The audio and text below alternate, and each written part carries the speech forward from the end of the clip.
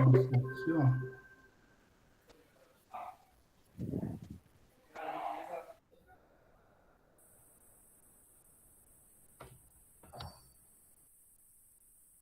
Então, aqui. Aí. Pronto, aqui é o canal que eu falei, tá?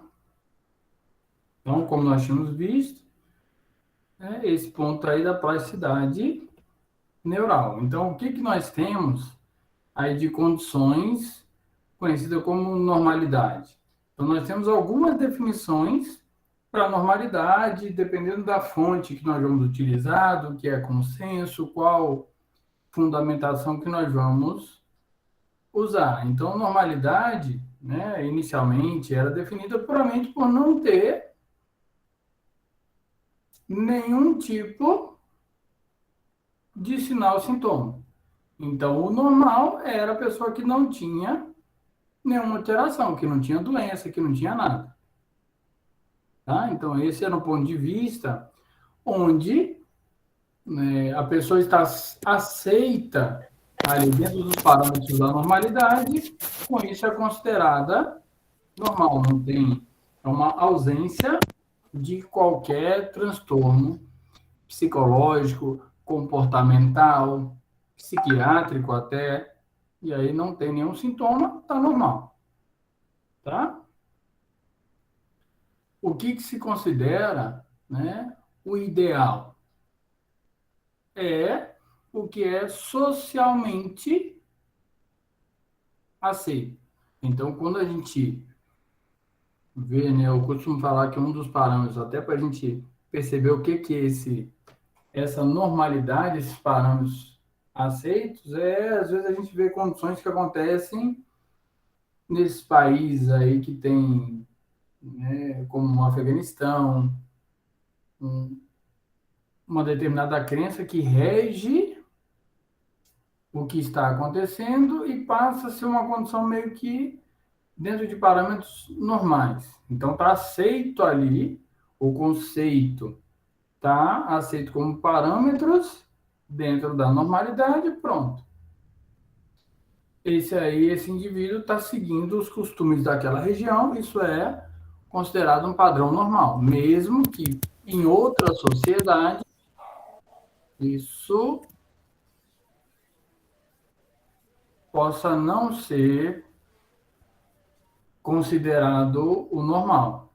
O que a gente considera, né, uma normalidade estatística? Isso é interessante. Eu vi uma entrevista uma vez de um comandante falando que, não, morrer num teste de esforço não é nada. A gente pensa aí, mas muita gente acha, nossa, cruel demais falar isso. Infelizmente, qual foi o parâmetro que foi adotado? Estatístico. Então, dependendo do número de pessoas, um determinado evento, estatisticamente matematicamente, isso pode ser relevante ou não. Não tem lá o cálculo do P, o cálculo estatístico. Então, simplesmente vai verificar com qual frequência que isso acontece. Então, com qual intensidade? Pega um determinado aspecto, tá? Que a gente pode considerar como sendo normal, tá? Ou não? Por que está descrito como um conceito? Porque a normalidade pode ser um conceito, tá? Não necessariamente uma determinada função, um parâmetro de normalidade, tá? Mas sim um conceito de que, sendo assim, é normal. Então, se a gente comparar o jovem de hoje com o jovem de 30 anos atrás, o jovem de hoje é imediatista, quer tudo na hora. Isso comparado ao jovem de 30 anos atrás, nossa. Resumindo aí, malcriado, imediato, quer tudo para ele, sendo das atenções, não é assim? Mas hoje está dentro do que é normal, porque ele quer um negócio de bate pronto. Ele pergunta uma coisa no WhatsApp, não deu 5 minutos, ele já mandou 3 interrogações. Deu mais 5, ele mandou mais 5 interrogações. Tipo, não vai responder, não? Então, isso aí é o que hoje está muito frequente. Então, estatisticamente, na população geral, o jovem está agindo dessa forma. Tá? Então, hoje, estranho é o jovem que não tem celular. Beleza? Então, isso estatisticamente dá para ser feito, dá para ser calculado. E qual é a conta que é feita? Dentro de todas as pessoas, né? Qual é a distribuição de quem está fora aí desse parâmetro de normalidade, certo? E estatisticamente. Então, quando você vê lá, um quadro de esclerose lateral amiotrófica é de 1 a 2 casos a cada 100 mil habitantes. Então, estatisticamente, se pode calcular isso, tá? Normalidade, né? Segundo a OMS, é o bem-estar geral, essa definição já mudou várias vezes. Então, um completo bem-estar físico, mental e social, não só ausência de doença. Então, não ter doença, mas não ter uma boa condição socioeconômica, isso não é normal. Então, são parâmetros aí mais abrangentes. Então, gradativamente, essas definições de normalidade vão se somando para que a gente possa chegar o mais próximo da normalidade. Então, tem um grupo de estudo da Organização Mundial da Saúde que avalia o quê? Que avalia a qualidade de vida. Então, esses parâmetros hoje, para se avaliar o bem-estar, a normalidade, entram em vários questionários que avaliam qualidade de vida. Um dos que a gente tem um bom parâmetro é o RUCOL, tá? Tem um RUCOL normal e tem um RUCOL abreviado, que é o questionário da Organização Mundial de Saúde referente à normalidade. Interessante que quando você vai ver esses padrões normais, dentro do questionário, ele vai perguntar sobre sono, sobre relação interpessoal, sobre em quem você pode confiar, se você está seguro no seu trabalho, a renda, a relação no convívio familiar, relação sexual. Então, ele faz um apanhado geral para ver se a pessoa está dentro dos padrões de qualidade de vida. O que chama atenção nesse aspecto? Não tem um score, tá? O que é isso? Vamos aplicar esse questionário para ver se é normal, se tem um bem-estar, se tem uma boa qualidade de vida. Não tem.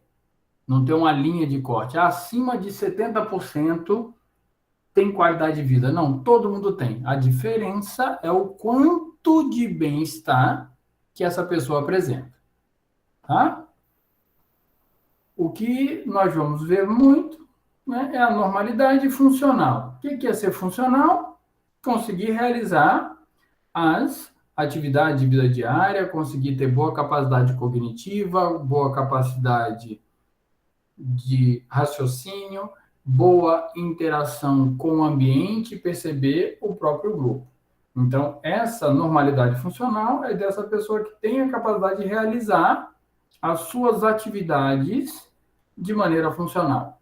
Então, ou ele é independente para as atividades de vida diária, ou ele é dependente para essas atividades. Então, ele funcionalmente, ele é ativo. Tá? Beleza aí? Então, uma alteração, né? Algo que seja fora do padrão funcional vai gerar um distanciamento da normalidade, podendo ser ou não dependente de alguém, até mesmo para o cuidado geral. Tá tranquilo aí? Por que eu estou enumerando essas formas aí de normalidade? Porque, igual uma turma de psicologia que eu vi, que o nome da turma foi muito interessante. De perto ninguém é normal. Era o nome da turma. Por quê? Porque se você for avaliar por todos esses aspectos, em algum momento a gente foge um pouco desse processo considerado normal. Beleza aí? Beleza. A normalidade com relação ao processo é qual tipo de processo? As atividades aí do dia a dia, psicossociais, o aprendizado, a mudança, como nós falamos aí, a mudança das fases de criança, de adolescência, igual o relato que nós discutimos antes, a mudança de um determinado padrão de comportamento. Então, é um processo de evolução. Então, desenvolvimento. Então, esses aspectos já são esperados. Quando a adolescência hoje vai até 20, se eu não me engano, aqui, 23 anos, tá? A gente pensa, mas por quê? Porque ele tem um pensamento ainda do amadurecimento comparado a pessoas de maior idade ainda com esse desenvolvimento psicossocial ainda compatível com uma pessoa imatura. Tá? Então, ao longo da vida, vai vivenciando essas etapas para que se possa ter esse processo de evolução. Então, como alguém tinha dito, consegue ter um aprendizado a qualquer tempo? Sim, consegue. Só que na fase de maioridade, na gerontologia, na senescência, que seria o envelhecimento normal, as etapas do aprendizado são menos eficientes do que na adolescência. Então, se espera que seja mais fácil de aprender enquanto criança, tem ali comece o amadurecimento e o aprendizado na adolescência, chegue à fase adulta e na fase da velhice já se tenha um grande amadurecimento. Tá? Assim se espera. Uma normalidade subjetiva, e aí tem relação com a percepção de cada um. Então, tem muita gente que relata que tem uma determinada alteração, descreve que está doente, tem uma percepção de doença, pode ser por um critério dela, tá? De sensação, mas na grande maioria das vezes está relacionado até uma sensação de bem-estar. Então, tem uma escala que a gente usa para relato de dor, que vai lá de 0 a 10, aí o 0, tem uma escala numérica e tem uma escala visual. Então, aqui a pessoa está lá, estou fazendo parte da escala, certo? Tem um monte de carinha gradativamente seguindo esse padrão aqui. Então, tem umas intermediárias, no sorrisinho menor e tal, sendo aqui 0 e aqui 10. Quando você perguntar como é que está relacionado a uma dor, ele pode relatar que a dor está aqui, mas ele está assim. Então, a sensação de prazer, a sensação de felicidade, a sensação do recompensado está ruim. Então, essa normalidade subjetiva é o autorrelato. Então, você precisa perguntar para o paciente? Precisa. Tá? Vocês vão precisar perguntar. Até dor. A gente da fisioterapia pergunta muito sobre dor. O senhor está sentindo dor? Tô. De 0 a 10 está doendo quanto? Ele fala lá, 5. E aí? E a gente segue perguntando. E o senhor acha que é o que isso aí? Então, quando a gente pergunta o que acha, a gente quer saber isso. Qual é a percepção dele relativa a esse quadro álgico? Tá? Porque o paciente pode fazer um relato como se, não, eu tô com a perna podre e eu acho que não melhora mais. Primeira coisa para a gente conseguir tratar é tirar da cabeça do paciente essa capacidade, né, desse julgamento. Então, vocês vão ver muito isso aí. Tem uma terapia, né, que é usada, tem a psicanálise, que vai buscar alguns fatores que possam influenciar, mas tem uma terapia cognitivo-comportamental que vai tentar entender por que ele está pensando assim, tá? Saúde, né, a normalidade como liberdade e ter a saúde mental para poder ter a liberdade de transitar como todo mundo. Então, isso aí mudou. Não sei se vocês já viram o filme Nise, O Coração da Loucura. Já viram? Já sim. Pronto. Muito bom. Quem não viu, acho que vale a pena Não vi. assistir. Ele que trouxe esse conceito, ela que levou esse conceito de liberdade, tá? É legal. Acho que acrescenta para vocês também, tá? Nise, Que ela traz o quê? Essa mudança da percepção de que a liberdade está vinculada a ter saúde mental ou não. Ficava preso lá no manicômio, sem poder sair, sem poder interagir, tá? E aí se percebeu que a liberdade com uma outra atividade era mais eficiente, tá? Que antigamente ficava preso. Então, como que se faz? Como que nós vamos poder? Nós, né, da saúde, mas principalmente vocês, que vão poder fechar, né, algum tipo de diagnóstico psicológico, tá? Esse é do filme, é? Não. O link que vocês colocaram? Ah, beleza. Tá ótimo, o filme é legal. Então, há um tempo atrás, né, há muito tempo atrás, quando você falava que alguém tinha alguma coisa psicológica, não, isso aí é psicológico, era uma ofensa, tá? Então, hoje a gente já consegue falar mais tranquilamente de distúrbios psicossomáticos, de algo psicológico, sem que seja considerado uma ofensa para quem está ouvindo. Então, antes, o patológico era o quê? Era algo que, de fato, se conhecia ali, um distúrbio ali, provavelmente tecidual, neurológico, e que, pronto, não, pegava esse paciente e deixava ele preso, escondido em algum lugar, não tinha uma intervenção.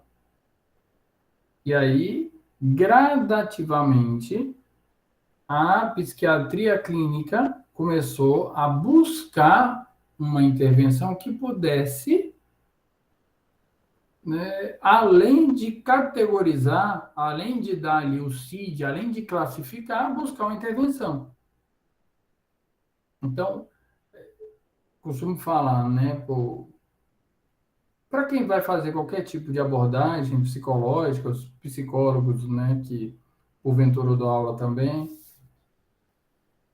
que alguns falam, não gosto de psiquiatra. Não, é ótimo, porque ele tem a capacidade de fazer essa classificação e usa fármacos que podem fazer o quê? Fazer com que a psicanálise possa ser feita com maior eficiência. O grande problema aí da depressão, dos quadros até de depressões mais graves, estão relacionados ao quê? Ao paciente que não vai fazer nem a adesão a essa terapia. Então, a psicanálise ela é muito eficiente porque ela busca, né, entender aquele sujeito.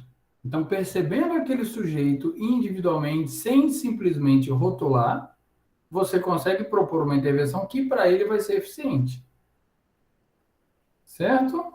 Então, ele tá vendo a singularidade.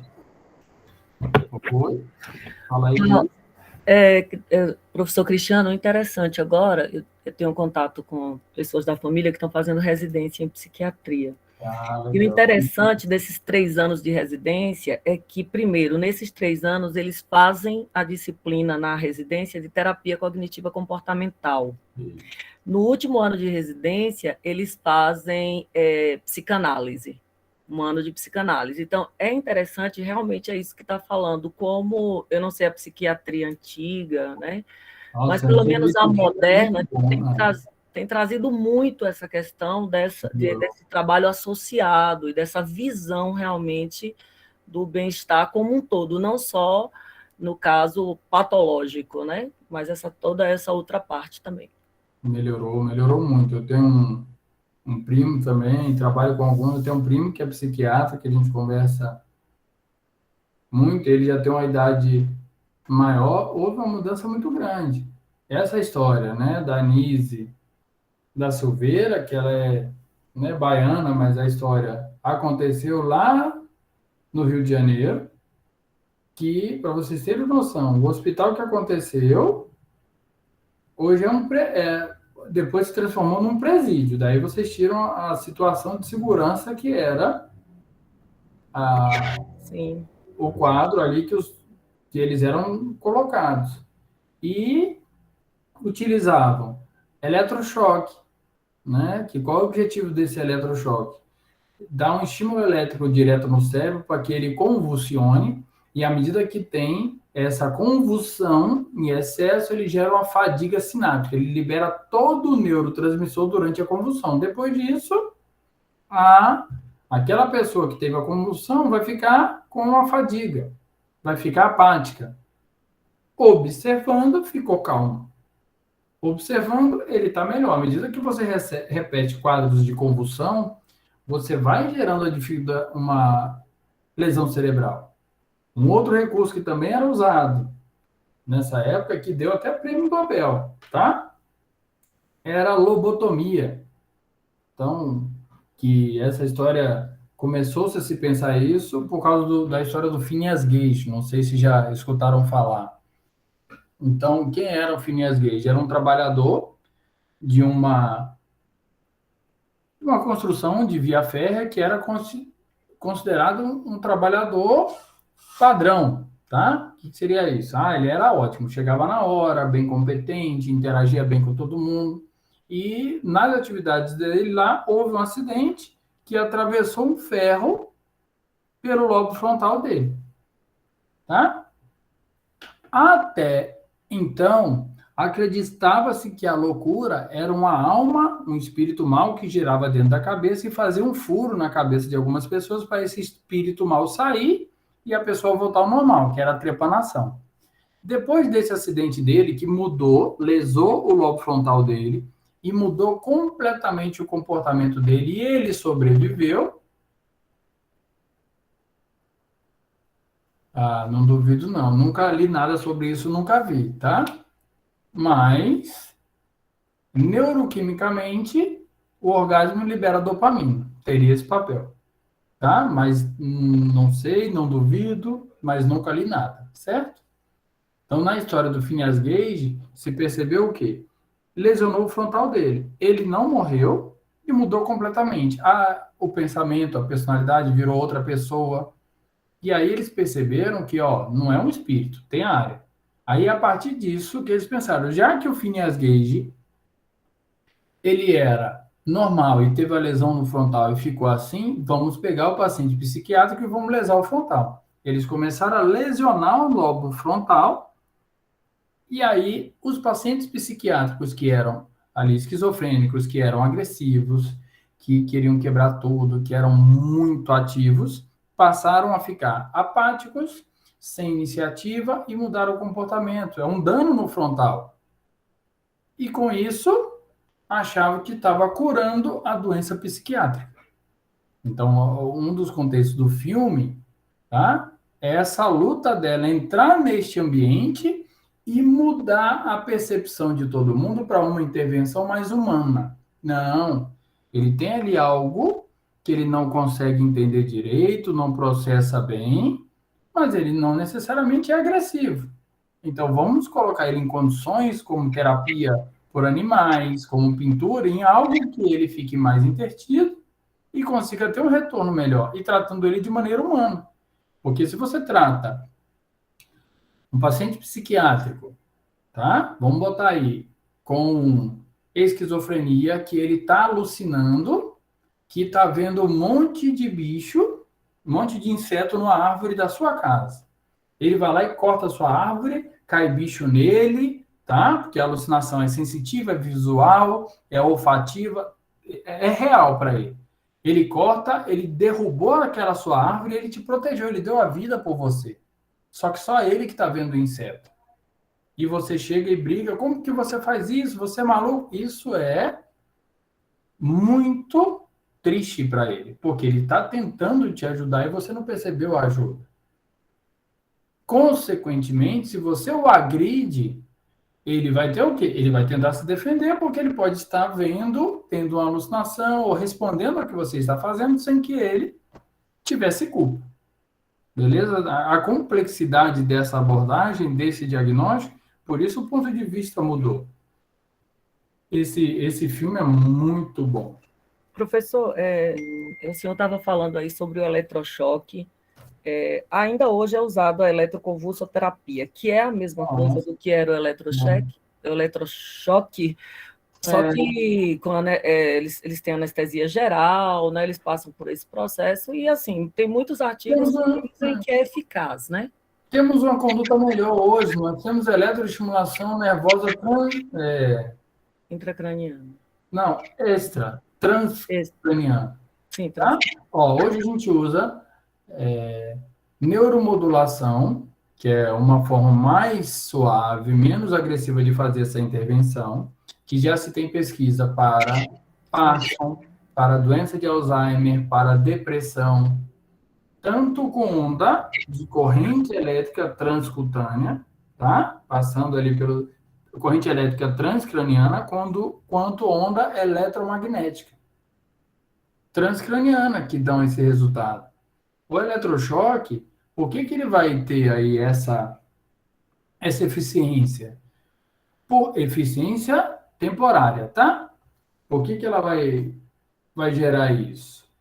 Porque o cérebro gera potencial de ação, que é corrente elétrica. Então, se você gera uma corrente elétrica que ele consegue gerar potenciais de ação, ele consegue reorganizar o cérebro temporariamente. Por isso se usa hoje implante de eletrodo na área de substância negra do mesencéfalo para Parkinson, para depressão. Então, temos outros recursos, eu acho, melhores do que o eletrochoque. Tá? Bem mais eficientes e menos agressivos do que chegar nesse nível do eletrochoque que ele quer gerar. Essa corrente que eu estou falando é uma corrente contínua, de baixa intensidade, de baixa frequência, que gera essa resposta neurológica sem precisar gerar quadro álgico, sem colocar o paciente em risco. Tá? Então, quais alterações se pode perceber? Né? Nós podemos encontrar aí nos quadros. Estou botando alterações gerais para que a gente possa ver quais doenças podem fazer isso. Tá? Então, alteração de percepção. Então, alteração sensitiva, de maneira geral. Alteração de identificação de alguma coisa, quando se percebe lá, está sentindo dor? Tem gente que não sente dor nenhuma porque tem uma percepção diferente. Então, no caso de um autista, ele se coloca em grande risco, principalmente porque ele não tem essa grande percepção de dor, essa proteção nele, ele não tem. Tá? Então, ele pode encontrar quadros de alteração de percepção, de representação, então, de esquema corporal, de localização de corpo no espaço, de padrões de personalidades alterados. Então, isso é o que, por exemplo, se precisa representar no ambiente, a gente vê aí hoje muito relacionado também às redes sociais, com relação ao juízo, que o pessoal até brinca, eita, não tem juízo, é o julgamento.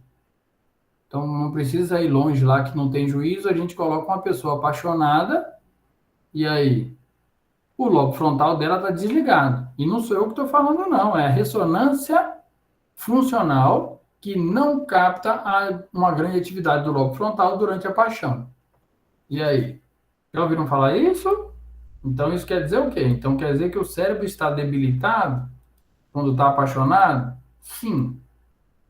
A atividade do frontal é diminuída. Imagina um jovenzinho lá com 14 anos que tem que aprender matemática, história, geografia e está apaixonado por alguém. Pronto. Como que ele vai aprender? Não vai. É difícil. E aí? Para casar, então, tem que ligar o frontal ou não tem? Qual a diferença da paixão por amor? Só para a gente ver se o juízo tá bom. Quem me fala aí? Hein, gente? Qual a diferença? Então, ó, a diferença. Fala aí, ó. Alguém tá pensando, alguém vai falar aí A agora. paixão é cega. Exatamente. Então, ó, por que que o pessoal fala que a paixão é cega? Porque, ó, lobo frontal tem bom senso, atenção, iniciativa e o julgamento. Quando está ali apaixonado, o frontal está inativo. O cérebro só quer recompensa neuroquímica. E aí, é verdade isso? É verdade? É embasado por ressonância? E olha aqui, para todo mundo ficar desesperado agora. Pode durar até 36 meses. Então, vai casar, casa depois disso. Porque aí seu cérebro, a gente espera que já tenha ligado o frontal, beleza? E aí você julga, pensa direitinho, pensa assim, nossa, tem tudo isso, mas eu gosto. Pronto, o nome disso é amor. Amor é você querer a recompensa neuroquímica que aquela pessoa está te desencadeando com o julgamento correto do frontal. Ah, apesar de tudo, eu estou querendo, eu gosto. Beleza? A paixão, não. A paixão, você não quer nem saber o que está pensando e só quer a recompensa neuroquímica. Então, a gente brinca que o juízo está falhando. Tranquilo aí? Ô, Cris, Tranquilo. Fala aí. tá me ouvindo? Tô. Esse transtorno, por exemplo, de personalidade, seria um exemplo também de uma mudança nessa questão frontal, através do trauma psicológico que ocorre durante a infância? Também. Também? Então, sim. Então, tem transtorno dissociativo de personalidade. Né? Já viu lá Fragmentado? Já assistiu? Assisti. Pronto. A gente pensar, será que isso, o povo mais antigo deve ter visto Eu Mesmo e Irene, que é o Fragmentado da comédia. Bom demais também. Tá? Qual é a característica ali? Existe essa possibilidade de ter essa dissociação, da gente ter, né, essa capacidade, ó, de ter representações diferentes, julgamento diferente, tá? Na mesma consciência ou mesmo em consciências diferentes. Então, seria uma forma de proteção. Tem a ver também com o frontal. Só Entendi. que, de maneira geral, a gente tem controle sobre isso. Tem hora que não tem um pessoal que escreve aí os memes, cada um tem o meu eu que merece, não tem uns negócios desse aí. Pronto, você tem a capacidade de agir de maneira diferente, mas o seu consciente está normal. Eu quero fazer isso, não vou fazer isso, sou assim com tal pessoa, assim eu não sou. Mas pode ter um dissociativo que vários traços da personalidade pode agirem de maneira separada. Tá? Entendi. Um outro quadro aí que podemos encontrar é o raciocínio, né? Que a gente fala de baixa cognição. Então, um intelectual mais baixo. Tá? Distúrbios de memória. Então, memória de curto prazo, memória de longo prazo. Então, hoje, vejo muita gente pós-Covid com essas queixas, tá?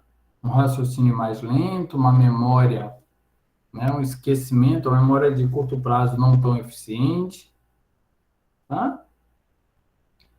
Com relação a conceito, então, o conceito seria aí uma capacidade de julgamento, um processo mesmo. Então, todo mundo que não tinha lá, até o conceito tem relação com uma forma que o cérebro tem de criar uma proteção prévia. Então, como assim? Você está saindo de noite e olhou atrás um poste, alguém olhou para você e se escondeu ali, ó, fez isso aqui. O que que na hora você vai ter? Imediatamente antes de conhecer, você já vai gerar um conceito. O cérebro vai fazer isso para te proteger. Ó, não passa ali que tem alguma coisa errada, é perigoso. O nome disso é o quê? Um preconceito. Só que você usar isso como uma verdade, não perda não, viu? Então ele descreveu ali, ó, que a gestante, né, apresenta alteração neural, né, por motivo de perda de neurônio, por perda de neurônio não, por alteração hormonal. Então a alteração hormonal faz ela ficar com uma certa lentidão, tá? Faz ela ter, né, um pouquinho de alteração de memória, isso é normal, tá? A alteração, e depois volta ao normal, tá? As mulheres que pretendem passar por isso, ou estão passando, depois volta ao normal, fica tudo na paz, tá? Por alteração hormonal. Mas tem esse processamento mais lento mesmo. Engraçado que é perceptível, ela tem consciência disso, tá? Ela percebe. Chora também, né? Tem uma parte emocional também mais sensível, beleza? Até para, acredito eu, que para dissipar um pouquinho a produção de cortisol. Porque o cortisol, os hormônios de estresse, eles não ajudam na gestação, tá? Então, uma forma de proteger. A criança vai ser a prioridade desse organismo durante o período gestacional. Beleza aí? Respondi aí?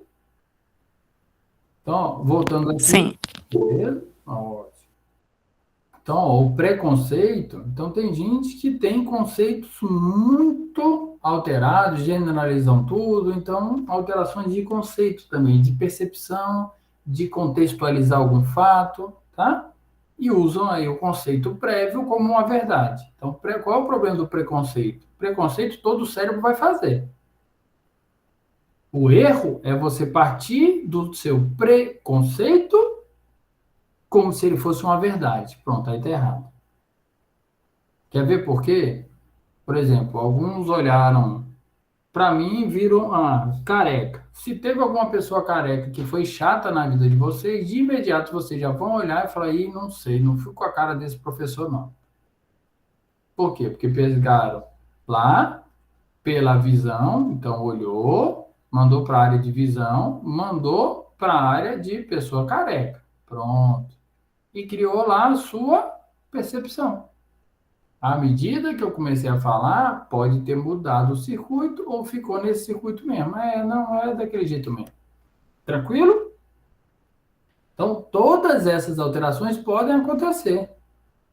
Isso, conceito de transferência. Tá?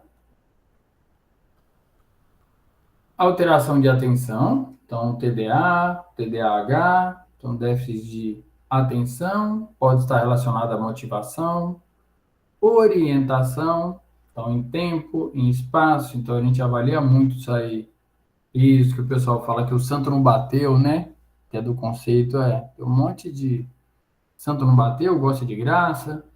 Então, todas essas funções que eu estou enumerando aqui, ó, são funções neurológicas. Então, várias doenças podem gerar um ou mais comprometimentos daqui. Então, esquizofrenia pode aumentar um determinado aspecto e piorar outros aspectos. Beleza? Então, existem essas várias possibilidades. Alteração de nível de consciência, que nós falamos no início lá da hipnose. Tá? Então, vários quadros podem fazer isso. Alterações de afetividade. Então, o que, né, a gente percebe hoje, as crianças dependem muito dessa afetividade para que o cérebro seja eficiente, tá? Da função voluntária, da função... O que é a função, ó, consciente aqui? É a atividade do córtex cerebral ativa para que você tome consciência das informações. A atividade voluntária são as decisões que você tomou nesse córtex cerebral que vão ser direcionadas para o seu corpo. Então, o pessoal fala, eu falei sem pensar. Não tem jeito. Beleza? Você pode até aceitar esse pedido de desculpa, não tem? Mas como é que vai falar, falei sem pensar? Não tem como. Porque, ó, você ouviu uma determinada informação. Ó, o ouvido está aqui, ó. Vamos falar. Ouviu a informação, foi para o lobo temporal. Depois foi para a área de linguagem para você entender. Você escolheu as palavras, passou na área de emoção para que você perceba o que o outro vai sentir. Passou no lobo frontal para julgar se você vai falar ou não, para depois chegar na área de fala. Como é que a pessoa fala sem falar? Fala sem pensar? Não tem como. Beleza? Então, atividade voluntária muitas vezes está comprometida. Manutenção de vida, então as tendências aí vitais, então alguns comprometimentos geram até dificuldade de respiração, de deglutição, então interferindo até na vida. Um filme que a gente pode perceber esse curso de atividade voluntária e de função vital é a teoria de tudo. Então, ela preserva toda a função, ó, tudo preservado, ó, e só compromete esses dois, a esclerose lateral amiotrófica. Então, o paciente está lúcido e orientado e está preso dentro dele mesmo. Tudo preservado. Linguagem, ele entende o que todo mundo fala, ele está consciente, ele tem relações emocionais, mas ele perdeu essas duas capacidades. E alteração de linguagem, que é o entendimento ali da linguagem. Então, a gente pode encontrar essas várias alterações, esses vários sinais ou sintomas. Aonde que nós vamos encontrar isso? Então, aqui eu peguei um capítulo de transtornos mentais e do comportamento do CID, do Código Internacional das Doenças, tá? O quinto capítulo, eu botei o CID-10, tá? Mas já está agora no CID-11. Então, o que nós podemos encontrar aí como alterações que interferem nessa parte psicológica? Então, transtornos orgânicos. Então, o que seria um transtorno orgânico? Tecidual, certo? Então, quando houver um transtorno orgânico, você consegue fazer uma ressonância e avaliar e encontrar esse achado. Então, a tomografia de um paciente com doença de Alzheimer, você consegue definir que é doença de Alzheimer. Você vê os sinais de atrofia, você percebe que está com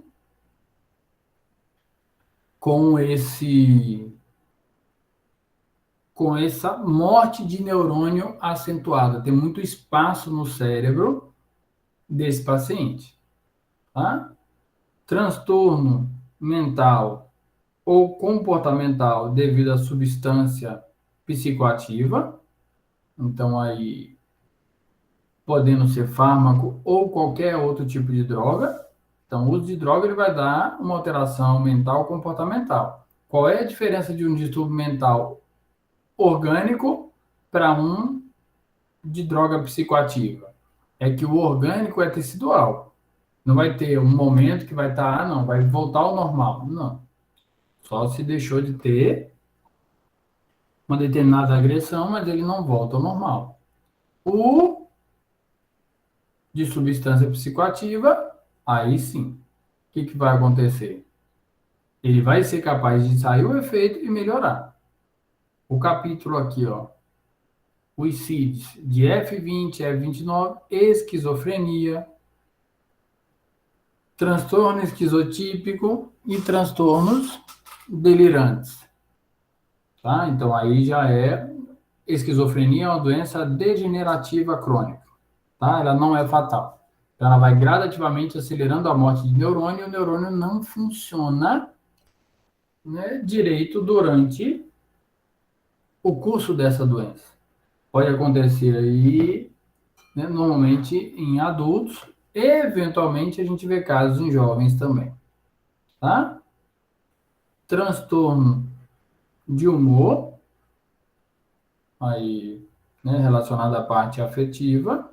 Cris, por favor, Oi? quando você fala jovem e adulto, para o cérebro, qual seria a idade jovem, qual seria a idade adulta? Então, jovem, né? Quando eu descrevo jovem, eu estou descrevendo aí de 15 a 23 anos, a 22 anos, tá? Tá. O adulto a partir de 24 anos, tá? Segundo a literatura, né, esse jovem, a adolescência segue até 23 anos hoje. Que não é muito comum ter esquizofrenia nessa fase, não.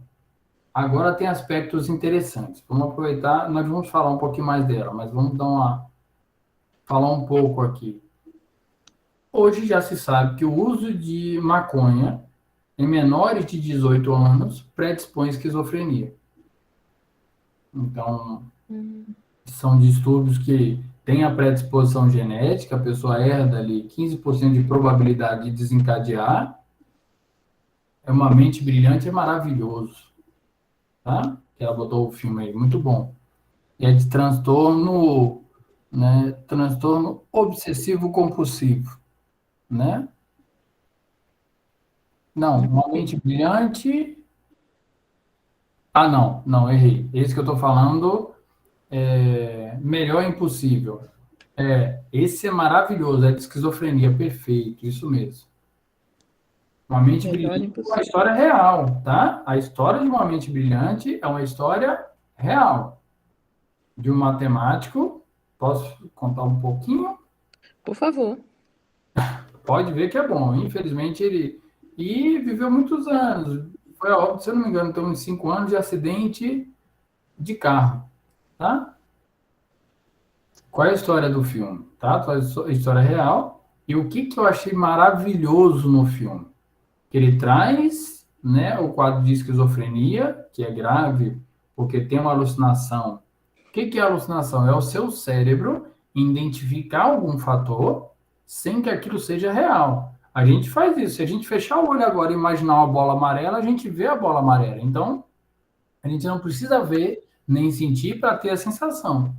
E no filme, ele, né, tem algumas alucinações, ele tem um quadro dele lá, é muito bom de assistir, mas o que eu achei maravilhoso no filme é que ele percebeu que a alucinação dele não envelhecia e ele envelhecia. E ele não deixou de ter alucinação, ele simplesmente falou, eu não falo mais com você. Então ele passa o filme inteiro, né, depois dessa percepção dele, então parte de inteligência estava boa, mas ele continuava alucinando. E aí, quando alguém batia na porta para falar com ele, ele abria a porta e perguntava. Ele era um professor para os alunos: Ó, vocês estão vendo alguém aqui na porta? Ah, estamos sim, professor. Ele, pois não, pode falar. Porque se ele abre e só ele está vendo, ele não respondia. Então, uma Nossa, percepção maravilhosa, uma história real. Tá? Um filme muito bom. a mente da gente é incrível, né, rapaz? Nossa, é muito interessante. Muito, muito, muito. E tudo a gente pode treinar, né? Tirando aí patologias, né? Como, infelizmente, a esquizofrenia, que tende a ser progressiva, só que ela tem vários níveis, né? Então, isso é um outro aspecto positivo. A gente vê, às vezes, esquizofrênico, pensa numa pessoa que não tem capacidade de convívio social, tem que estar preso. Não, nada disso. Tá? Então, aqui, ó, transtorno de humor, maníaco, né? Que era o que o pessoal chamava antigamente maníaco depressivo, que é o bipolar, que é uma alteração neuroquímica. A dopamina sobe, dopamina desce, ele fica com essa sensação, essa instabilidade de humor.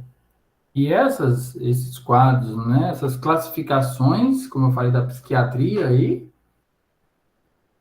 elas englobam aquelas alterações que eu descrevi anteriormente, tá? Então, transtorno neurótico, transtorno relacionado ao estresse, esse é interessante, transtorno somatoforme, o que seria isso? A gente não reconhece bem as sensações. Então, a pessoa está angustiada e fala que está com dor no peito, está com aperto no peito. A pessoa está lá por causa de um relacionamento que acabou, está com dor de cotovelo. A gente não é muito bom em expressar sentimento e reconhecer, não. As fobias estão aí nessa classificação também, e aí obsessivo-compulsivo, que foi o que que eu me confundi do filme, que é Melhor é Impossível, também é um filme antigo, interessantíssimo, que mostra esse padrão, né, que esse transtorno obsessivo-compulsivo pode gerar. Então, a gente às vezes vê a pessoa que não pisa lá numa linha, que a história do filme mostra isso. O cara não pisa na linha, lava a mão um monte de vezes, que agora muita gente adquiriu isso por causa do Covid. Só que só é um transtorno se ele for incapacitante e estiver incomodando. Se não, vive tranquilo. Tem um filme chamado Toque que eu tentei ver, mas ainda não acabei. Mas é um caos o filme. Não sei se já ouviram, já viram. Que é um encontro em um consultório com os vários transtornos mentais lá. Síndromes comportamentais, toque-toque, né? Nossa, eu comecei a ver, estava com os meninos aqui, meus filhos, um palavrão e tal, aí eu parei de ver e não acabei. Então, síndromes comportamentais associadas a uma função fisiológica, tá? Então, distúrbios alimentares, distúrbios de sono, é meio comédia. Distúrbios sexuais, transtornos aí de personalidade e de comportamento, então podendo ser aí dissociativos ou não, tá? Atraso na parte cognitiva, como um retardo mental, transtorno de desenvolvimento psicológico e escolar, então atrasos no desenvolvimento neuropsicomotor. Então, tudo isso entra em uma classificação. E por que tem, não sei se vocês chegaram a ver o CID, por que tem aqui, ó, F80, F89? Porque ele tem lá um transtorno psicológico relacionado à afetividade. A psicológico não relacionado à afetividade. Um atraso no desenvolvimento motor associado a déficit cognitivo. Então, cada item aqui é do 80 ponto, tem lá 80.1, 80.2, certo? Tem várias classificações aí dentro, quando você vai ver lá. Tá? Igual esquizofrenia. Nossa, você vai ver lá, é F20, esquizofrenia, beleza. F20.1, 20.2 é o quê? É esquizofrenia com transtorno psicótico. Esquizofrenia catatônica, tá? Tem várias classificações ainda dentro desse distúrbio, tá? Transtornos de comportamento ou, né, emocionais, então pode estar relacionado aí à infância ou adolescência, tá nesse aqui, os tiques, tá? Ou qualquer conduta inapropriada, digamos assim, relacionada à agressividade, tá? E transtorno mental não especificado. O que é isso? Apresentou um negócio, mas não classificou em nada. Pronto, entra aí no F99, um geralzão. Certo aí? Então, no CID, se você for estudar, tem todos aí. Eu fiz uma seleção dos principais quadros aí para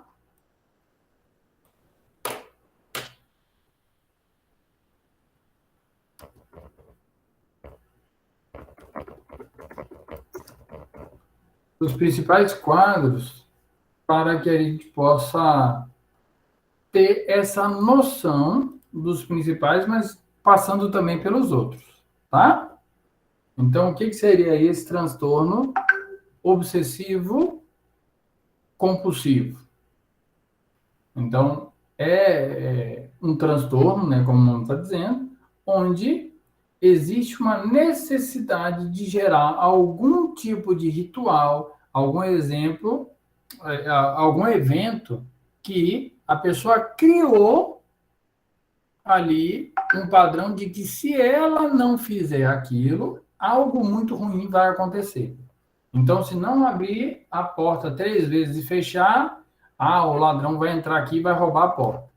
Se não lavar a mão e jogar o sabão fora, lavar de novo, jogar o sabão fora, não tirou a contaminação e vai ter algum outro evento. Ou, se pisar na linha, a pedra vai sair do lugar e vai machucar ali o pé. Então, o transtorno em si é esse fator. É esse ritual que é desencadeado. A obsessão tem relação com o quê?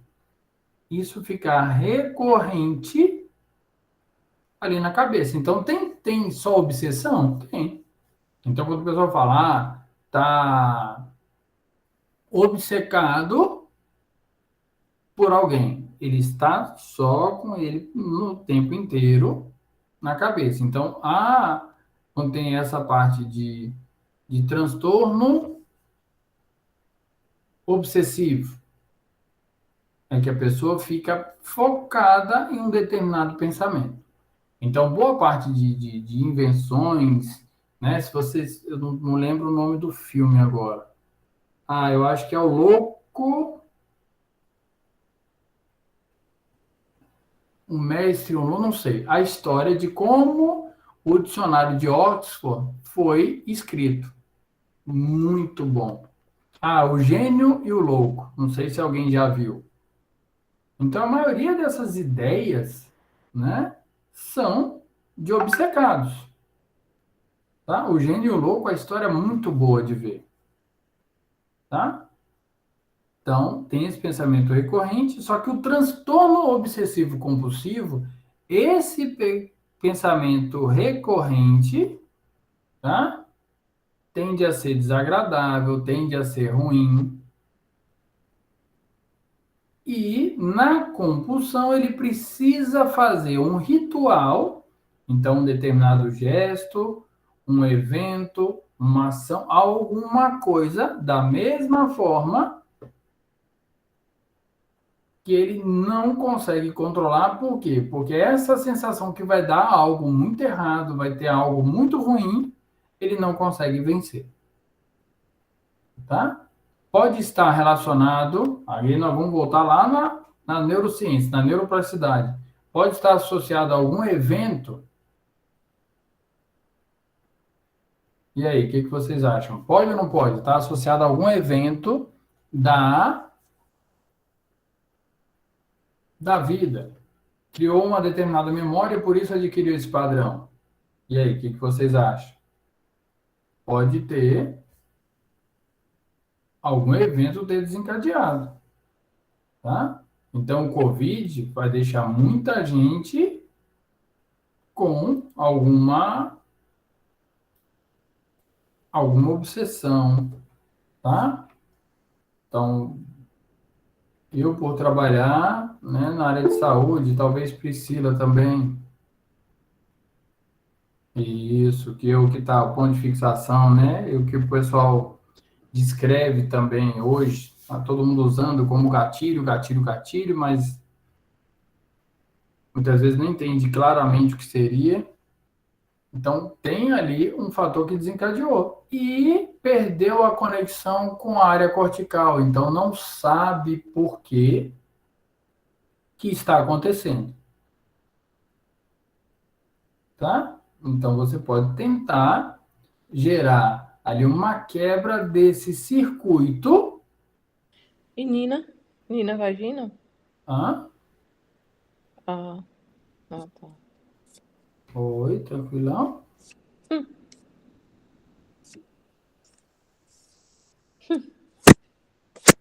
Oi, estamos ouvindo você. Interessante essa filha que não é nem...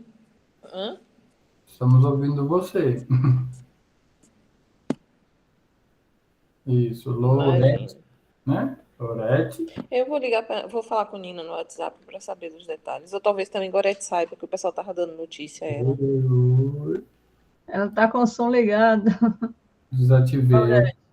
Depois faz.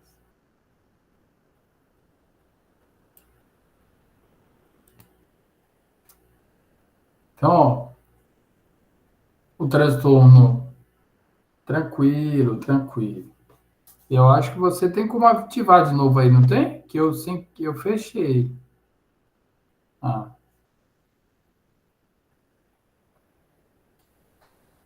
Mas foi só para proteger você. Isso, então, isso que passou, né, o que teve ali no passado, podem com certeza influenciar nas fobias, tá? Então, na fobia, nesse transtorno obsessivo. Então, eu já tinha uma agonia de lavar a mão. Lavava a mão já várias vezes ao dia no hospital. Então, para pegar numa maçaneta, não tinha quem me fizesse segurar uma maçaneta do hospital. Agora, eu lavo mais ainda e lavo o braço, passo álcool 1000 vezes. Às vezes eu lavo tanto que eu penso assim, não, mas acho que eu não lavei. Já está no automático, lavando sem pensar. E tem relação com certeza com esses fatos, né, vivenciados. Tá? A fobia, qual é a característica dela? A mesma coisa que o Yara colocou. O Yara é enfermeira ou não? Desculpa, só uma dúvida.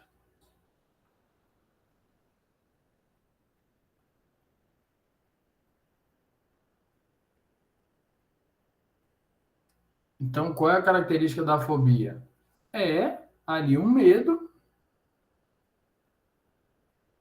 Nossa, aí é coragem, viu? É, mas eu não duvido também não. Ah, com certeza. Então, esse medo persistente. Então, e pode estar, né, ligado a um determinado objeto. Eu acredito, inclusive, que diante do que estamos passando, diante do momento atual, esta pandemia vai realmente desencadear vários transtornos, vai também desencadear a necessidade da atuação do profissional de psiquiatria, psicologia, etc. Porque o mundo que foi atingido por este evento é o mesmo mundo que vai responder com as consequências causadas por ele. E é neste momento que eu visualizo a necessidade do profissional da área, porque acredito que nós vamos crescer muito mais no mercado, todas as empresas vão necessitar. Enfim, nós temos que ter uma visão panorâmica e muito bem ampliada a respeito de todas as consequências. Entre causas e consequências, será de importância relevante a existência da atuação do profissional de psiquiatria, de psicologia, de parapsicologia, etc. Eu acredito que nós vamos crescer muito no mercado. Isso, e a necessidade, né, que já era grande por si só, vai ficar, como você falou, bem maior, já está. E às vezes a gente pensa que em todas as áreas. Vamos pegar uma área que não tenha nada a ver. Docência. Gente, o trabalho de docente, né, alguns podem até ser ou ter vivenciado, triplicou o trabalho. A recompensa ali neuroquímica do professor de fazer uma determinada atividade, de ter interação, de estar distraindo ali na sala, de fazer algo prático, acabou. Você dá aula e não sabe o que está acontecendo do outro lado. O mercado obrigou todo mundo a se tornar muito mais capaz meio que sem preparação. Então, essa sobrecarga gerou grande estresse em todo mundo. E muita gente, né, eu conheço profissionais que foram afastados do trabalho, mesmo por não ter como não querer mais encontrar, né, outros profissionais de trabalho, não querer encontrar aluno por estresse. Então, é um quadro difícil. Então, isso pode, né, o que a gente está falando é o estresse, é uma estafa nervosa, mas isso pode seguir e perpetuar essa condição como uma fobia. Então, uma fobia de contaminação de vírus. Isso nunca ouvi falar numa fobia dessa. Mas agora vai ter. Vai ter gente que vai passar álcool em tudo, vai tomar banho, jogar roupa fora. Tá? Então, a fobia é caracterizada por um medo que é persistente, uma resposta orgânica acentuada que, apesar de não ter o agente, ele vai estar causando essa forte reação. Tá? Então, o filme, não sei se já viram, Divertidamente, mostra essas fobias. Então, ele vai descendo ali uma escadinha para o subconsciente, encontra ali o palhaço, encontra o aspirador de pó da vovó. O que eles estão fazendo ali? Eles estão ativando um circuito rápido de medo. O que seria esse circuito rápido, ou também conhecido como baixo caminho? Quem tem medo lá da aranha, então recebeu estímulo, ou qualquer outra coisa, tá? Coloquei aranha aí, porque estava na literatura, achei essa foto aí, já me deu estresse, já me arrepiou. Então, imediatamente, essa condição, para que você veja e perceba a aranha, consiga ver lá se ela é venenosa ou não, se é gorda, se não é, se tem pelo, eu não vejo nada. O circuito rápido já faz o quê? Já passa pelo tálamo, vai na área de amígdala, já gera um medo que ela pode causar alguma coisa, independente do que ela faça. Se ela é pequena, se ela é grande, se ela vai comer ali aranha para proteger, come mosquito, mosca para proteger você, não importa. Tá? Ele imediatamente vai para o hipotálamo e prepara o nosso corpo para a fuga e para a luta.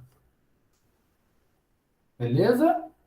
Vai dar taquicardia, vai fazer vasoconstrição periférica, vai diminuir o calibre do vaso, vai ter palidez, isso é resposta imediata. Então, a fobia é capaz de fazer isso sem que você consiga processar. Isso vai gerar, uma resposta imediata. Então, houve um barulho qualquer, né? Um batido, um barulhão e tal. Teve essa batida lá, um barulho qualquer, imediatamente você tem a resposta e você vai ficar pálido, vai dar taquicardia, por quê? Porque o hipotálamo, ele é responsável em emitir essa resposta. Então, por que eu estou falando isso? Porque se você for, né, fazer um atendimento a alguém que tem a fobia e você, né, quer analisar ou ela te conta o nível de estresse ali dela visualizar aquele agente que ela tem a fobia. E pode ser aí de falar em público ou qualquer outra. E você percebe, não está hoje na moda o oxímetro? Todo mundo conhece o oxímetro? O pessoal passou a conhecer agora, né? Conhecem, não?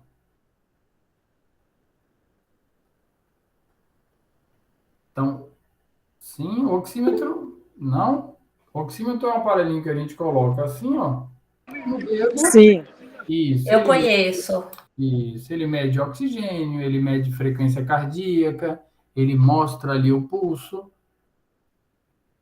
Então, se você está ali atendendo alguém, vai conversar sobre uma determinada fobia e você já percebe essas alterações, frequência cardíaca, né? Saturação caindo, palidez, mão fria, é porque essa fobia ainda está muito ativa. Então, ele vai imediatamente organizar o corpo para se defender. Por isso que ele bota aqui, como não arriscar. É síndrome da fuga ou da luta. Passou esse estresse, para correr ou para lutar, você vai se preparar. E o hipotálamo é ativado. Então, nós temos esse caminho. Qual é o caminho que você busca encontrar para que você possa corrigir essa fobia? Quando que você vai começar a tentar corrigir isso? Ó, quando a pessoa tem um agente, que até alguém tinha dito aí que tinha medo de aranha, mas que falou que não, mas agora até menos. Então, o que acontece no agora até menos? É porque essa interpretação seguiu um caminho mais eficiente no seu cérebro, chegando ao córtex cerebral. Então, no exemplo anterior, que olhou lá, uma aranha pequenininha, uma aranha que come mosca. Ah, você já deu taquicardia, ficou com a mão fria, aumentou a frequência respiratória, aumentou a frequência cardíaca e já ficou tremendo. Pronto. Imediatamente, qual foi o trajeto que foi feito? Tálamo, amígdala e hipotálamo para desencadear uma resposta. O caminho alto mais pensado é o quê? Digamos que a gente esteja aqui, viu uma aranha. Pronto, ele vai enviar essa informação para o tálamo, que faz a seleção para chegar no córtex cerebral. Passa na área do hipocampo. Sabe o que tem no hipocampo? Memória recente. Saber se você já viu esse tipo de aranha antes. Saber se você já vivenciou isso. Ah, eu já vi uma aranha dessa antes.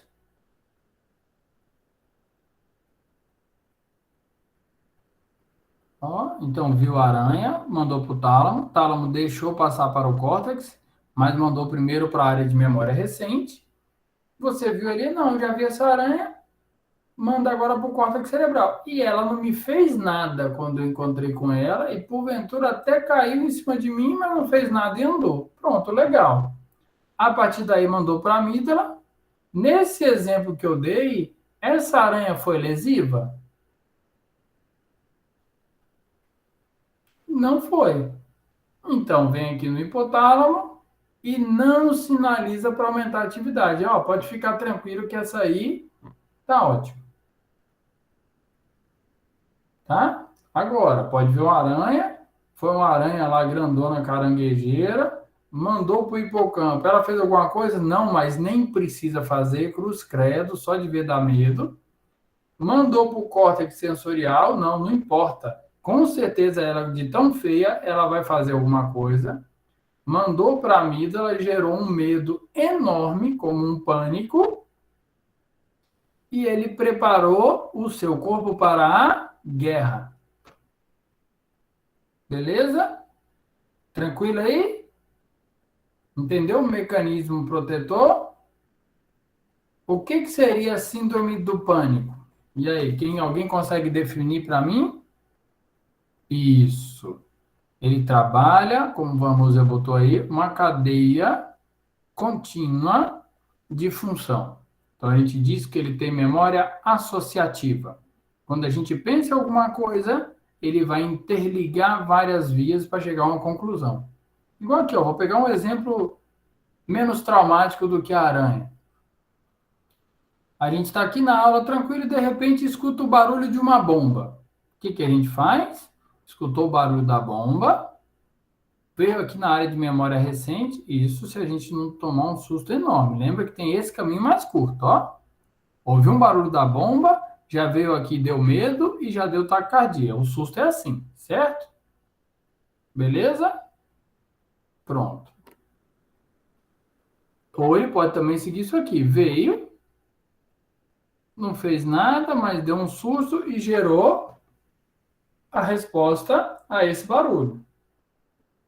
Passou esse estresse, você equilibrou. Nova bomba. Olha que interessante.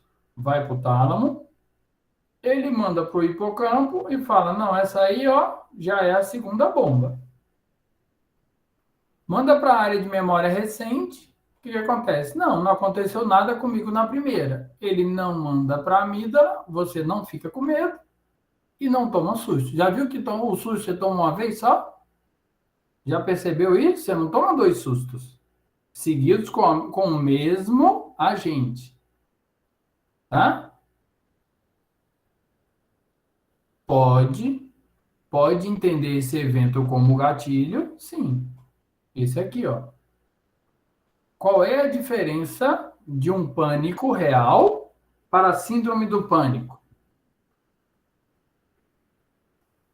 Vamos botar o cérebro aqui, ó. Você tá, ó, vendo alguma coisa, viu lá, tá na rua e parado no sinal e você vê um caminhão derrapou e vem direto na sua direção. Pronto. Essa informação é enviada imediatamente para o tálamo. O tálamo está aqui dentro, é a estrutura que faz seleção, então é enviada para o tálamo e imediatamente ele manda para a sua área occipital. E aí, um caminhão indo na sua direção é tranquilo? Não.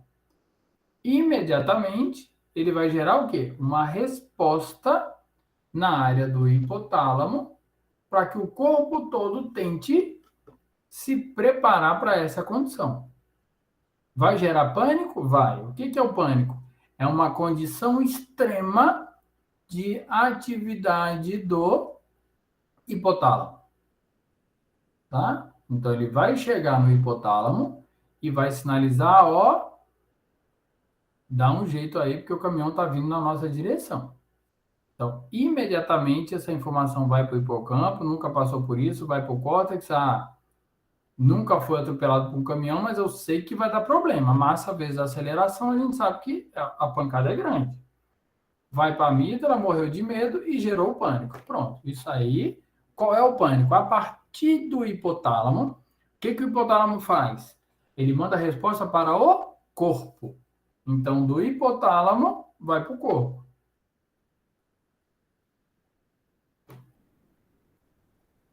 Cris, Oi? a raiva, o estado emocional em que a pessoa está quando passa, vamos pensar no caminhão ou na aranha, né? Na aranha, o estado emocional que ela se encontra naquele momento interferia. Por exemplo, raiva. Eu falo por mim. Sim. Eu, pequenininha, os meus irmãos... Meu irmão gostava muito de me dar susto com o rã. Eu tinha um cabelo muito cheio, muito ainda hoje, mas era muito mais. E uma vez caiu no cabelo, imagine o pavor. E aquele bicho, eu gritava. Então, às vezes ele passava por mim, pegava uma flanela, molhava e gritava, ó, rã. Gente, eu saía desesperada. Gritava, parecia que o mundo estava se acabando. Então, para mim, eu tinha um pavor, achava o sapo a coisa mais feia do mundo, não sei o quê. Quando foi um dia, eu estava descendo, isso depois de adulta, já tinha os 2 filhos. Eu estava descendo no jardim de casa e vi um sapo lá todo feliz pulando na minha frente e eu estava zangada, não me lembro com o quê. Sabe aquele dia que você está irado? Eu estava reta. Quando o sapo veio pulando na minha frente, eu digo, você sai da minha frente, que você não me mete mais medo, não. Dei-lhe um bico no sapo e decidi em diante, acabou.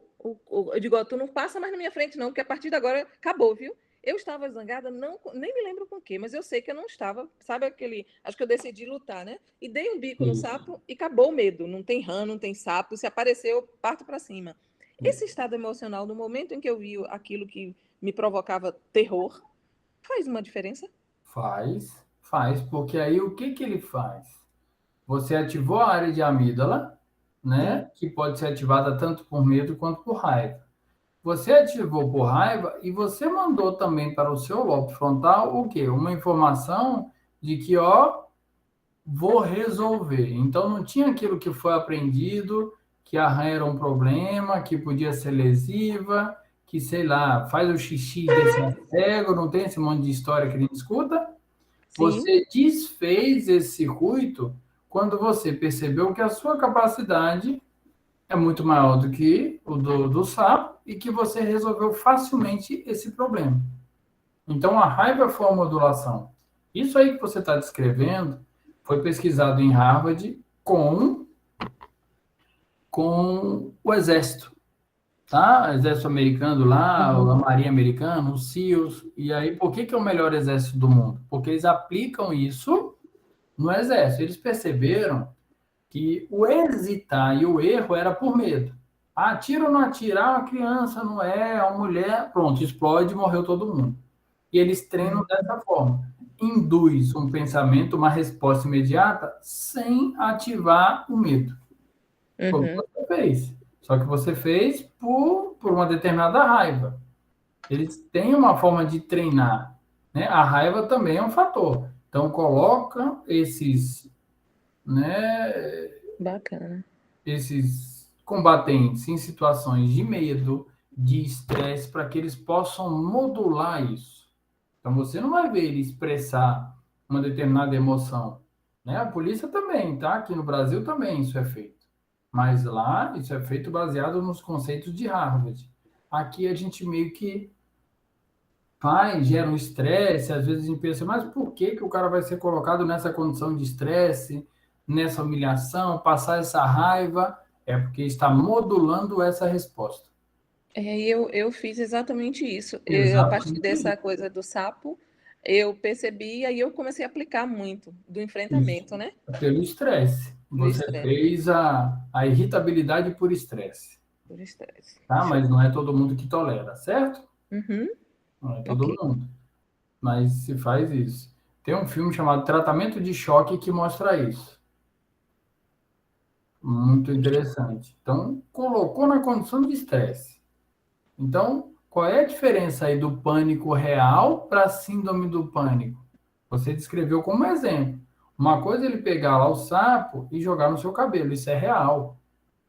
Outra coisa é o quê? Ele jogar a toalha molhada que parece, na sua percepção, com o sapo e gerar a mesma coisa. É pânico também. Agora, o que é a síndrome do pânico? Olha a complexidade da síndrome do pânico, tá? A gente está falando de fobia, mas eu já vou acrescentar alguns pontos, tá bom? O que é? Tem um determinado estímulo que agora não precisa existir. Olha o problema, tá? Ele não precisa, ser conduzido ao hipotálamo, você não precisa nem lembrar. Mas ele, por alguma rede neural formada no córtex cerebral, olha o que ele faz, sem estímulo prévio, beleza? Ele desencadeia a ativação da amígdala e a resposta de pânico. Por isso, síndrome do pânico. Não tem pânico, mas tem a síndrome. O que é síndrome? Conjunto de sinais e sintomas de alguma doença. Então, quando a gente descreve síndrome do pânico ou síndrome de qualquer coisa, é o conjunto de sinais e sintomas do pânico, certo? Qual é a característica? A gente sabe se a pessoa está em pânico? Sabe. Ela tem um aumento de tônus muscular, ela tem tremor, ela tem vasoconstrição periférica, por isso fica pálido, com a mão fria e branca, às vezes até roxa, com cianose. Tem taquicardia, tem taquipneia, respira fundo, fica ofegante, tem uma dificuldade de processamento de informação. Então, isso é a síndrome do pânico. Então, a fobia, ela pode ser, uma causadora do pânico. Por quê? Porque você achava que a aranha podia te fazer um mal enorme, como você achava que o sapo podia fazer, certo? Mas na síndrome do pânico, você não sabe nem por que tem. Eu já vi gente falar, cara, não sei o que acontece, mas me dá um bloqueio, uma paralisia, me dá um ataque cardíaco, eu acho que vou morrer.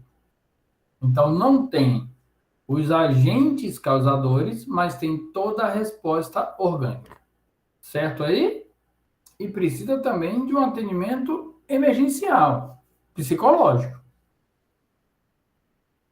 Tá? Tá claro aí? Cristiano, para ficar mais claro, dê um exemplo prático da síndrome para o pânico, da síndrome de pânico, o pânico já deu, do sapo, mas Pronto. a síndrome, para ficar mais claro. Um exemplo claro, a pessoa está do nada assistindo ali a televisão e começa a ter uma crise, um desespero, como se tivesse caindo do teto. Tá? Isso é um exemplo claro. Vou trazer Mas, um exemplo. Cristiano, do nada. Do nada. Do nada, assim. Do nada. Porque, assim, para mim tinha que ter um desencadeador, um som, um cheiro, uma imagem da TV, mas você está vendo do nada, você tem esses sintomas, É eu porque, não consigo. e Sim. isso que você está falando existe. Então, vamos pegar aqui duas possíveis, né? Duas possíveis causas para isso. Então, vamos botar aí nesse exemplo que você está falando. A pessoa estava... Vou contar uma história de uma pessoa que eu conheci, certo? A pessoa estava dentro de um mercado e esse mercado pegou fogo, quase morreu o pessoal e ela estava dentro do mercado, conseguiu ser salva, caiu parte lá da parede do mercado, queimou tudo, foi salva. Depois desse dia, ela não podia ficar em nenhum lugar fechado, porque era o que a gente está trazendo aí como um gatilho que desencadeava a síndrome do pânico. Certo? Sim. Pronto. Sim. Então, aí tem um evento. Outra característica. Foi exposto lá em uma condição de humilhação muito grande na apresentação de um seminário, foi exposto, passou muita vergonha e tal, um desespero, teve pânico daquela condição. Toda vez que fala que tem seminário, desencadeia a síndrome do pânico. Pronto, tem outro gatilho. Beleza? Tá tranquilo? Tranquilo. Pronto, ótimo. Agora, a pessoa pode estar parada. Aqui, ó, quer ver um exemplo? Quando a gente falou do sapo, a maioria da gente foi num sítio, foi na infância, viu um sapinho, imaginou um sapo diferente. A gente não deu essa viajada? Sim ou não? Sim. Então, às vezes, não tem um fator claro que tenha esta precisão como um gatilho. Ah, então caiu da escada, chegou na escada, tem medo. Não. Às vezes a pessoa falou água, aí você pensa água, lembra a água que choveu, mas naquele mês choveu e inundou, a água desceu pela escada, a escada teve o surto. Então não tem um evento claro assim que você fala, não. Então, se ele tem... Então, não tem um evento claro para a consciência. Conscientemente, ele não sabe o que desencadeou, mas inconscientemente teve um gatilho. Teve um gatilho. Por isso que quando você falou do nada... Entendi. Pareceu do nada, assim... entendi. Entendeu? Aí, por isso que eu não consegui ver a diferença. Aí agora sim ficou bem claro para mim. Eu entendi o do nada, Neiva, com relação sem aviso prévio, né? Isso, com a questão física. Eu não tinha compreendido assim, eu mas entendi perfeito. Com a questão física. Porque a questão física seria a materialização de algo que te lembre. E mesmo que você não tenha à sua volta nada, nenhuma situação física. Nada. Simplesmente você tem, vamos falar, não é nem um surto, né? A síndrome do pânico. Isso. Você fica apavorado e tem todos os sintomas. Surto não é errado, não. Pode falar o surto, pronto. Pode. É por isso que qualquer perda de função que seja reversível. Pronto. Era isso que eu queria saber, que eu sabia que tinha um gatilho, sabe? Só que não consciente, né? Então, acho que a busca, que é a nossa área mesmo de psicanálise, vai ajudar muito na busca desse gatilho que não está na consciência. E isso vai ajudar muito, porque está lá reprimido, está recalcado. Então, vai ser necessário, sim. Aí o tratamento psicanalítico iria ajudar muito, entende? É o melhor que tem. Entende? Por isso que eu comentei. Perfeito. Não, eu havia me expressado mal. Me expressei pensando nesse aspecto de aviso prévio, de algo perceptível claramente, e tem gente que leva anos para tentar entender, que não entende o porquê. Quando vai ver, a causa está onde? Aí entra a psicanálise, está lá na infância. Está lá numa suposta... Por que eu estou falando suposta? Eu ouvi uma frase interessante de uma aluna. Ela foi conversar comigo sobre um pensamento recorrente que ela tinha, que ela não sabia se ela tinha sofrido abuso ou não. Então, até esse suposto abuso, ou abuso real, sem que ela pudesse entender, era um gatilho para ela. Tá?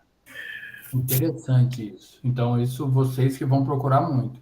O Yara botou aqui, ó, que a tendência a desenvolver, se já existe na pessoa a tendência a desenvolver a crise, né? A partir da premissa que cada ser é único podemos concluir que cada um reage de uma forma, exatamente.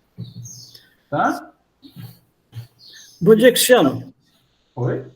Cristiano, bom dia. Bom dia. Bom dia. Primeiramente, quero dizer que eu estou gostando do trabalho, está bom, interessante. Agora, tem uma coisa aí que me despertou bastante nessa conversa. Você está falando sobre a síndrome do pânico. A síndrome do pânico, certa vez eu tive que participar de um laudo jurídico e tive que analisar algumas questões. E nem estava muito assim ligado ao fato, não, mas me chamou bastante atenção. Eu estou fazendo aqui uma ligação com outra. E uma coisa que chamou bastante atenção é no sentido de que quando alguém passa por um problema, uma dificuldade qualquer, quando ele chega em cima do momento, normalmente ele faz com que o locus coeruleus dispare na hora, ou seja, no sentido de que ele vai ter que tomar uma atitude. Ele vai ter que correr, ele vai ter que enfrentar, ele vai ter que fazer uma coisa qualquer. Mas a pessoa normal, quando termina, ele sai, o locus coeruleus desarma, normalmente ele volta à vida normal. Mas a pessoa, quando entra na síndrome do pânico, isso não desliga e fica ligada ali o tempo todo. E esse fato ao qual eu me refiro, uma coisa que me chamou bastante atenção, é que a pessoa que passou pelo problema, ele, na verdade, sofreu um assalto. E esse assalto, ele lembra ainda todo o início, todo o percurso daquilo, como foi. E ele foi e tal, e a partir daquele momento, quando ele passou a ser perseguido, ele passou por um momento bastante difícil. E quando chegou na hora do desfecho final, ele sofre aquela ação, ele sofre aquele negócio todo, ocorre alguma coisa naquele momento que aquela parte se encerra, onde ele prossegue de novo na vida dele, mas um tanto assim, sem saber como é que ele vai se defender numa outra situação. E caso aquilo, então, mas ele ficou com aquilo, já que não teve um desfecho, na mente dele aquilo não se desligou. E eu soube depois que a coisa mudou muito quando ele volta àquele mesmo local e vai exatamente naquele lugar onde houve o fato em si, E fecha lá. que aquelas pessoas que causaram o dano, eles não estavam mais ali. Aquele fato não existia, mas na cabeça dele não se desligava de momento nenhum. Exato. Ou seja, ele estava pensando a todo momento que aquelas pessoas estavam indo naquele mesmo lugar, quando ele passasse por aquele mesmo, ia haver a mesma coisa praticamente. Exatamente. E, de repente, ou seja, hoje a gente vê tanto esse caso de síndrome do pânico, não existe uma causa, mas quando alguém falou isso aí, me chamou a atenção. Normalmente tem essa causa, só que a gente não lembra qual é, né? Isso, aí tem esse fator. Então, houve a causa, não conseguimos mais acessar na consciência, a gente tem a reação e não sabe por quê. Vou contar um exemplo, parecido com esse seu, certo? Logo que em proporções menores, certo? Eu descobri por que eu tenho, medo de aranha, fobia, um desespero, quando eu, já pai de 2 filhos, estava em casa, aqui com os meninos, e uma aranha enorme, caranguejeira, estava nos brinquedos do menino. Eu tinha que pegar, porque não tinha ninguém. Se tivesse alguém, com certeza eu ia chamar, não tinha ninguém. Estava aí os meninos, pronto. Maior desespero do mundo, a aranha era grande de fato, aquela caranguejeira, e olhando para aquilo, já suava frio, tremia, botei os meninos dentro de casa, com a funcionária, porque ela estava com medo. Se ela tivesse coragem, eu ficava dentro de casa, ela não teve, infelizmente. Pronto. Coloquei ela lá e preparei todo um ritual, achando que a aranha ia pular, ia partir para cima de mim, sei lá, ia me derrubar, me dar uma picada. Cara, é um pensamento muito aloprado. Todo o circuito aí ativado, eu com taquicardia, mão fria, tremendo, não conseguia fazer nada. Peguei uma bacia, botei lá a água, mas pensei, não, mas se ela pular da água, botei sabão, fiz espuma, porque aí ela não ia conseguir ver direito. Não, é até ridícula a sensação, tá? E aí eu peguei o brinquedo, joguei o brinquedo lá dentro dessa bacia, e aí quebrei bacia, brinquedo, tudo com vassoura, e morreu. Quando eu vi lá que tinha morrido, eu saí, entrei em casa, pronto, para tomar banho. Nessa que eu fui tomar banho, esgotado. Por quê? Para mim foi uma sensação horrível. Nessa que eu tô tomando banho ali, esgotado, suando, mal fechava o olho, porque tinha que abrir para ver se não caía, sei lá, uma aranha no meio do banho. É engraçado. eu lembrei da onde que eu tive esse pânico, que era pequeno, né? Sou do Rio de Janeiro, lá no Rio, o aquecedor é gás no banheiro, então meus pais ligavam o aquecedor e saíam do banheiro para a gente tomar banho, para a gente não mexer com o aquecedor. E um dia eu estava lá, ele ligou, eu tirei a roupa, fui entrar no banheiro. Quando eu entrei no box e fechei a porta, uma aranha enorme, assim, enorme na minha concepção, acho que é a proporção da minha cabeça, sei lá. Eu, vulnerável, pelado dentro do banheiro, uma aranha na parede. Falei, pronto, agora eu vou morrer. Desde dia que eu lembrei da onde que eu tive o pânico. Que eu não lembrava. Isso aí foi o quê? Há 30 e tantos anos atrás. Eu lembrei nesse dia. Foi como? Essa terapia aí, igual a colega que deu um chute no sapo. Então, eu consegui melhorar um pouquinho a condição, porque hoje, na minha vida, a aranha passa por isso aqui, ó. Então, eu não vou dar um ataque cardíaco direto, eu vou analisar o tamanho da aranha, se ela está perto de mim ou não, o que eu posso eventualmente fazer. Beleza? Então, o vivenciar essa experiência novamente e ter outra percepção ajuda. O voltar, né? Nessa condição, algumas vezes eu vejo algumas reportagens que me dão, nossa, uma agonia muito grande, que é pegar a pessoa e levar naquele lugar do acidente, levar no lugar do crime, tá filmando, e o que você está sentindo? Meu Deus, mas que coisa sem propósito. Será que um psicólogo avaliou antes para ver se essa pessoa podia fazer essa reportagem? Porque a reportagem quer que o cara chore, se desespere para ter audiência. Mas é aquela condição dele lá.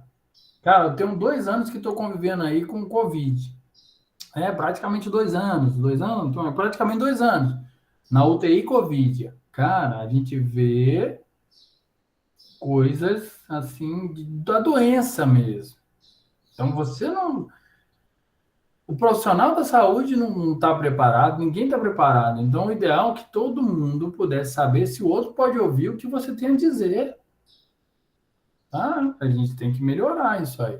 Então, o que você falou é uma realidade. Tem gente que fica no looping ali, ó, que não sai daquele quadro, que para a vida nessa condição.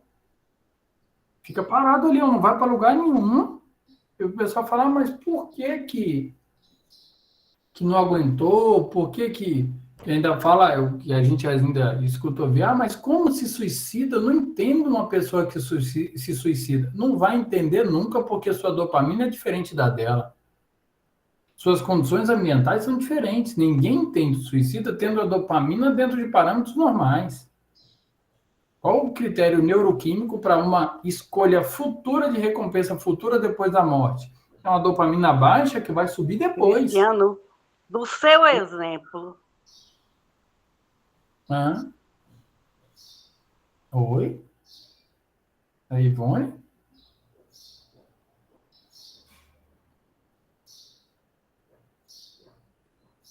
Não estou ouvindo, não. Parou. De certa forma, é terapêutico também, né? Não precisou do profissional, mas a ação, a quebra, inclusive da resposta, foi exatamente altamente terapêutica pelo confrontamento.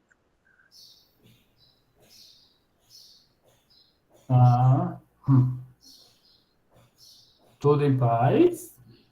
Tranquilo aí, Sebastião? Então, tudo em paz, tudo em paz. Obrigado, valeu, obrigado. Nada. Ivone também, tranquila. Então, esses aspectos que nós vivenciamos sem entender, todo mundo faz. Contínua. Todo mundo precisa, gente. Todo mundo precisa de terapia, tá? Agora, a gente precisa, né? Precisa de uma terapia boa. Não que precise só de terapia, precisa do entendimento. Precisa de alguém que de fato seja capaz de gerar o entendimento, de perceber as reações, de saber se é o momento, de saber como vai intervir, para que você possa gradativamente desensibilizar de algum evento. Então, a fobia, ela vai fazer isso quando você sabe o que é fobia.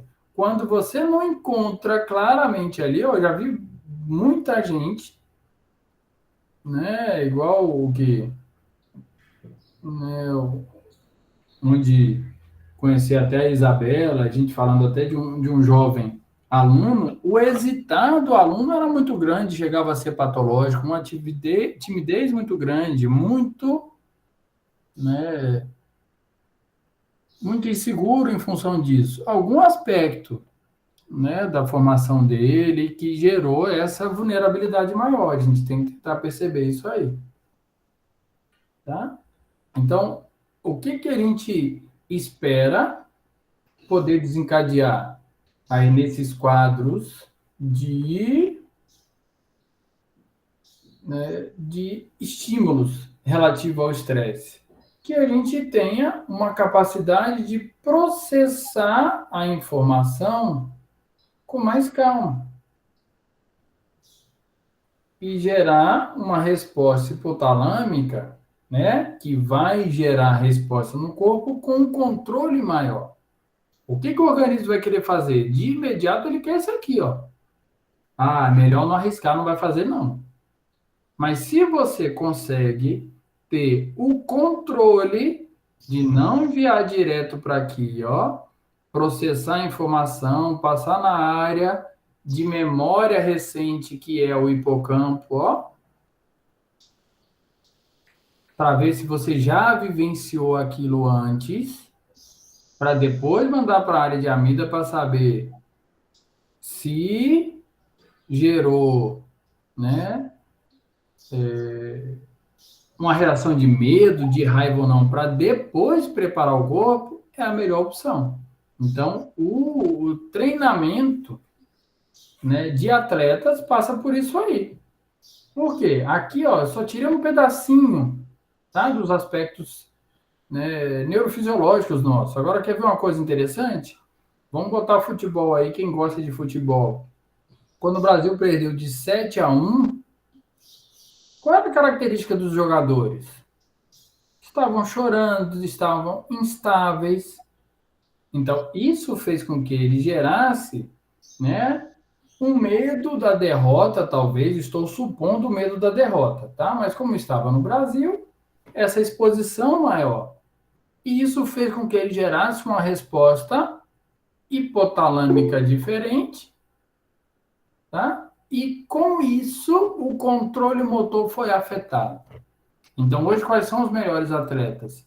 Não são só os atletas que treinam bem, são os atletas que treinam bem, que são muito motivados, que conseguem se concentrar rápido, mas que são emocionalmente estáveis, para que o medo, a insegurança não interfira no controle motor. A gente tirou o controle motor daí, tá? Até no link que eu passei para vocês do canal do YouTube, tem lá aula de controle motor, separado da emoção. Tem a área de aprendizado, ligada à emoção. Então, na verdade, é um conjunto de tudo isso. Certo? Tudo em paz aí? Tranquilão?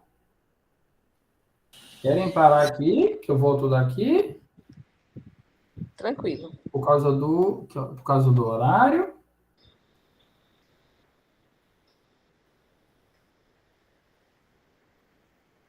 Pronto. Beleza, a gente para, volta 1 hora. Falta uma para a gente acabar mais cedo, pode ser? 1 hora tá bom.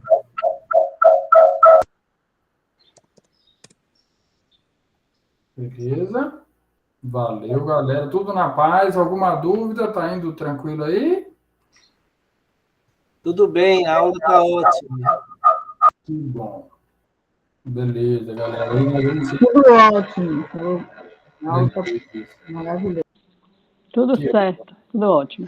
Beleza, valeu. Muito obrigado. Daqui a 1 hora, então, a gente volta, certo? Tá bom?